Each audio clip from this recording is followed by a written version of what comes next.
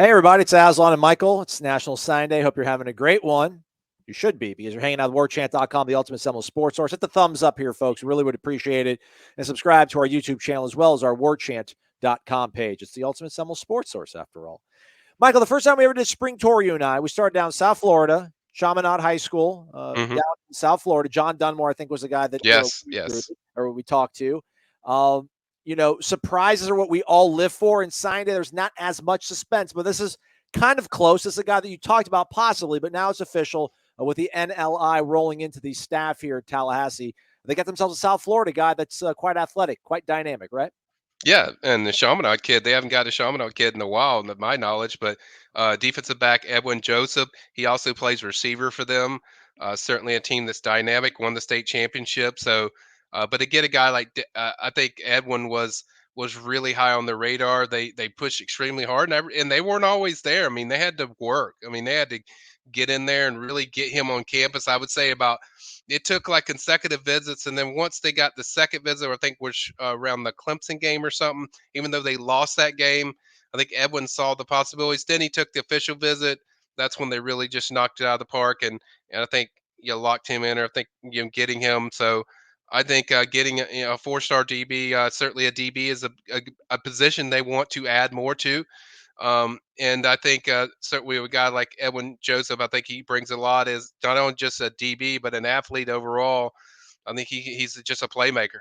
So it's like Norvell says, built for playmakers, and that doesn't have to mean offensive players either. It's built for playmakers. Could be, just special teams. Could be DB. Could be defensive tackle. Could be offensive line. So, and I think with Edwin, he's just very good at all that stuff. I mean, just an explosive athlete.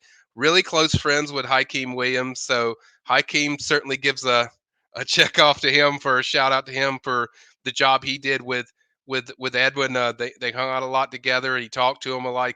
He kept pitching FSU and got Edwin up there several times for visits, and they just kept hammering away. I think early on Miami was the favorite, and then as it trickled on, you heard some stuff with Clemson and other schools and Louisville and Penn State and other places, and FSU just kept chinking away at the armor, and then they finally broke through with after those visits and got it done with Edwin. What do you think he liked and made this a good fit, do you think, ultimately, Michael? Hey, cornerback. I think he sees what FSU does with their DBs, the way the freedom is used. Like they blitz their corners sometimes. They use them on off man. They use them on press most of the time. And then I think he likes kind of the freedom those guys get out there. And I think he also likes just the amount of level of how much they play them. How many guys play. So that means as a freshman, you could get on the field. We saw that with several guys that played FSU. Isaiah Thomas got a lot of burn this year just getting on the field and getting some production. So I think that's what's attracting him. But I also think he was very attractive to the culture and where this program is going. He saw kind of the direction. Norvell just he gets him pumped up every time. That's what everyone would say. It's like, and then he just loves Woodson. Woodson's done a tremendous job in that recruitment where they just always stayed on him. He likes his principles, the way he teaches stuff. I think that resonated with Edwin throughout the whole thing, and I think it's just a staff overall. When he was there at FSU, he got the goosebumps, got the tingles. It was like a place that he just didn't get that anywhere else, and I think that really is ultimately what sold him on. When you add all that stuff together, I think that's what led him to Tallahassee.